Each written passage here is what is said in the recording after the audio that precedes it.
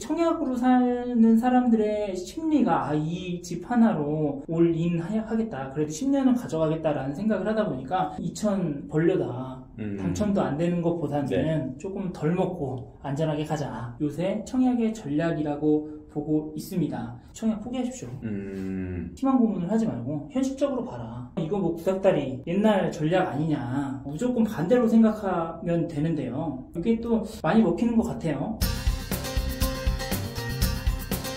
구조적인 건 좀 버리고 당첨되는데 좀 집중을 하자. 이게 또 많이 먹히는 것 같아요. 에이테 포바이 마통풍 구조 이런 구조가 좀 더 실제적으로 매매나 이럴 때 조금 더 잘 팔려요. 매수하는 입장에서도 조금 더 선호하고, 가격도 1,000만원, 2,000만원 비싼 경우가 허다하다 보니까 2천 벌려다 당첨도 안 되는 것보다는 조금 덜 먹고 안전하게 가자. 그게 요새 청약의 전략이라고 보고 있습니다. 서울, 경기, 인천 지역 아파트 분양, 그리고 가격이 어떻게 움직이고 있는지 알려드리는 마이 청약 드림플레이스의 마청풀입니다. 어떤 곳은 상당히 경쟁률이 높게 나오는 데도 있고, 어떤 곳은 정말 처참할 정도로 청약 어떻게 접근해야 되는지. 이게 당첨되고 싶으시다, 그러면 전략으로 버릴 거는 과감하게 버려야 된다라고 이제 말씀을 드리고 있습니다. 무조건 반대로 생각하면 되는데요. 남들이 가격이 괜찮다라고 하고 그 나온 가격이 내가 커버가 가능하다, 그러면 일단 구조는 가장 안 좋은 걸로 넣는다라고 생각을 하시고 가시면 됩니다. 59 아니면 84 타입이 가장 인기가 좋은데 74나 84보다는 좀 큰 거를 노리시는 게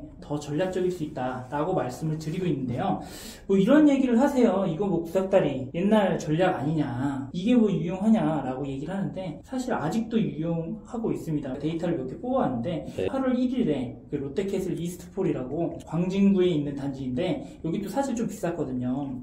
근데 84A 타입이 이게 3베이의 마통풍이에요. 구조였는데 112대 1이 나왔어요. 근데 84B 타입은요, 그 타워형 구조인데 75대 1이 나왔어요. 그냥 결국에는 물량이 많으나 적으나 경쟁률의 싸움이기 때문에 타워형에 넣으신 분들이 가능성이 조금이라도 더 있지 않나. 타워형은 조금 덜 선호해요. 여기 조금 답답하다 라는 느낌을 조금 받거든요. A 타입 판상형 구조를 전통적으로 선호를 하다 보니까 그런 습성들이 계속 이어져서 과거에나 현재나 그 경쟁률은 아무래도 판상형 타입이 좀 더 앞서 나가고 있는데, 또 6월에 진행된 뭐 인천 검단의 호반 서밋, 여기 또 참 재미있는 결과가 나왔는데요. A 타입은 여기 포베이의 마통풍 구조였는데 47대 1 정도 나왔어요. B 타입은 14.3대 1이 나왔습니다. 그리고 C타입도 있었는데 여기는 17.8대 1 나왔어요. C타입도 포베이 마통풍 구조였거든요. 그래서 전통적으로 사람들이 A타입의 물량도 많이 몰리고 청약으로 사는 사람들의 심리가 이 집 하나로 올인 하겠다, 그래도 10년은 가져가겠다라는 생각을 하다 보니까 좀 더 좋은 구조에 넣을 거야 라는 생각을 하시기 때문에. 저는 그런 분들 많이 봤어요. 화장실 들어갈 때랑 나올 때랑 다르잖아요. 그때 내가 A타입 쓸걸, 제발 당첨만 되라 했는데 당첨되니까 5층이야. 이 형이면 20층 되지. 선호도가 떨어지는 타입, 이렇게 전략적으로 했을 때 당첨된 뒤에 좀 후회하는 경우도 있을 것 같아요. 공급이 부족해질 여력이 확실하게 보이기 때문에 그래도 안정적으로 갖고 가는 게 투자 입장에서는 좋다라고 판단하고 있습니다. 사실 경쟁률이라는 거는 실제로 뚜껑 열기 전까지 모르잖아요. 예측할 수 있는 방법이 있을까요? 언론의 역할, 그리고 이제 카페나 블로그의 역할이 상당히 큰 것 같아요. 거기에서 얼마나 발행이 됐고 사람들이 얼마나 댓글을 다는지에 따라서 상당하게 영향을 많이 받는 것 같더라고요. 구의역 롯데캐슬 이스트폴도 위치가 그렇게 좋은 위치는 아니거든요.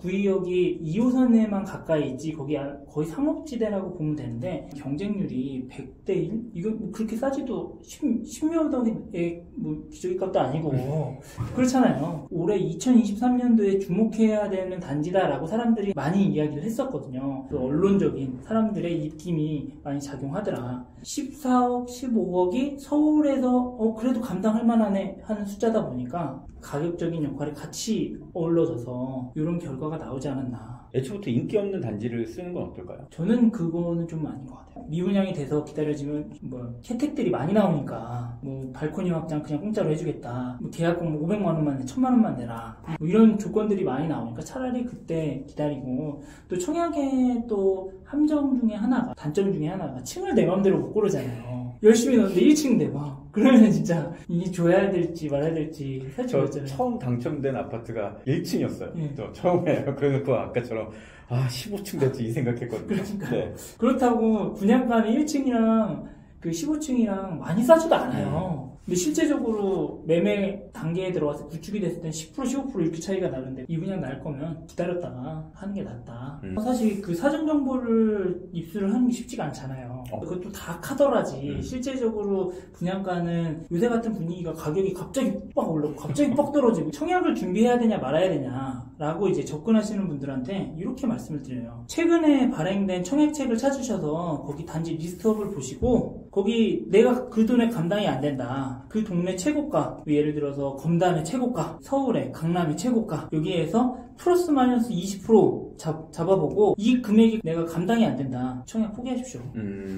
금액도 안 되는 거, 감당도 안 되는 거 이제 계속 희망 고문을 하지 말고 현실적으로 봐라. 이때까지 최고가나 어차피 분양이 되면 그 단지가 가장 그 시그니처가 되든가 가격이 가장 비쌀 확률이 가장 높은데 네네. 인플레이션도 있고 자재빈 이런 거 상승되고 아무리 떨어져도 20% 밑으로 떨어질까라는 걸 가정하고 이 금액이 내가 죽었다 깨어나도 감당이 안 된다.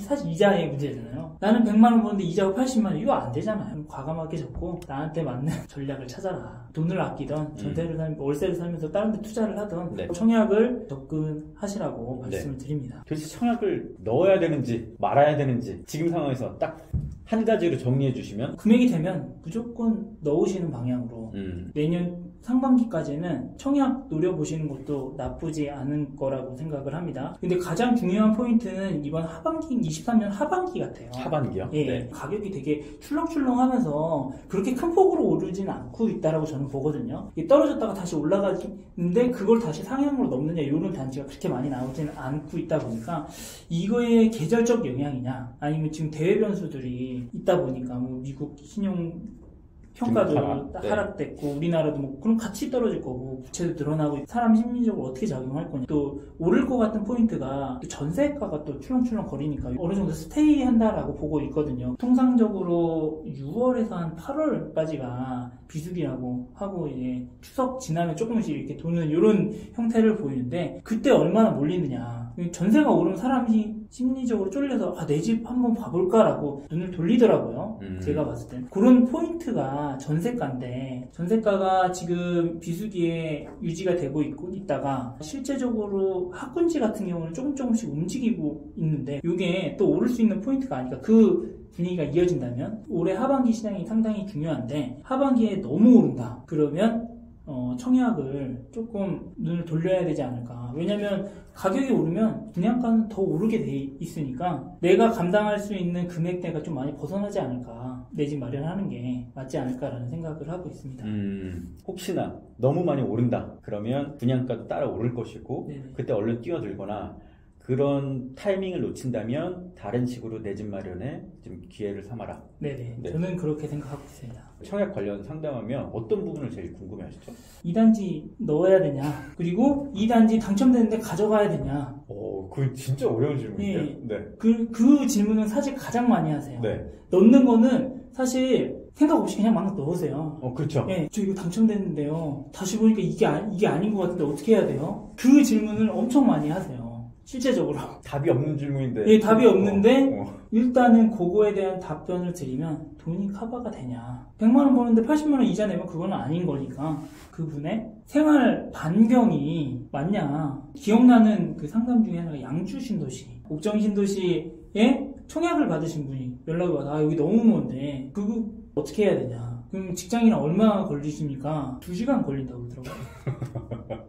검단 신도시에 21년도 막 이때 와이프 될 분은 운정원으로 출퇴근하시고 본인은 수원으로 출퇴근하신대요. 분양가 상한제라서 저렴한데 그래서 받은 건데 그것도 8사로 안 받고 또 큰 걸로 받으셨어요. 자기는 어떻게 해야 되냐. 부모님은 그거 그냥 취소하고 사당에다가 집 사는데 사당 쪽에 좀 돈을 모아서 그쪽으로 하는 게 어떠냐고 그걸 하시는데 이 검단신도시 분양가 상한제라서 싸게 받았는데 그때 당시에는 호흡금 3억대 4억대 이 정도였을 것 같은데요. 호흡금이 그때 8억 막 이렇게 한다고 막 찍히고 막 5억 차이고 어떻게 해야 되냐. 그럼 뭐라고 말씀하셨죠? 포기하라고 그랬어요. 왜 포기해요? 부모님이 일단 도와주신다고. 든든한. 네, 든든한. 그러니까 네네. 도와준다고 할 때 받아라.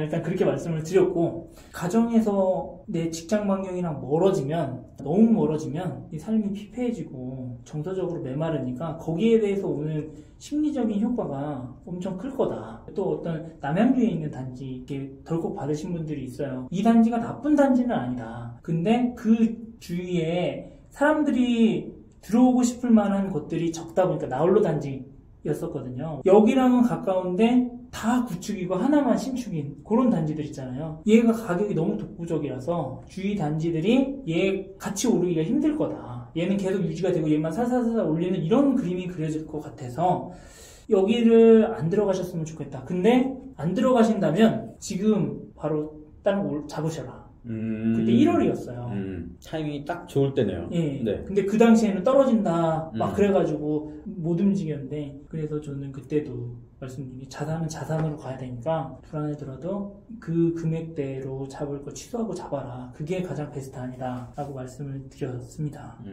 지금 이 청약단지가 비싼지 싼지 네. 알 수 있는 어떤 그런 것들이 있을까요? 가장 비싼 단지랑 가격을 일단 그대로 비교를 하면 근처에 있는 가장 네. 비싼 단지랑 이게 뭐 10km 떨어진 단지일 수도 있고 바로 옆에 단지일 수도 있는데, 그 단지랑 일단은 가격이 똑같다. 입지적으로 좀 열악할 수도 있고, 근데 그게 아무래도 신축인 거를 커버해 줄 수도 있고, 아니면 브랜드가 더 좋을 수도 있고, 뭐 이런 것들이 있으니까 그런 항목들을 이렇게 가감하다 보면 가격을 조금 볼 수가 있겠더라고요. 감을 잡을 수 있다.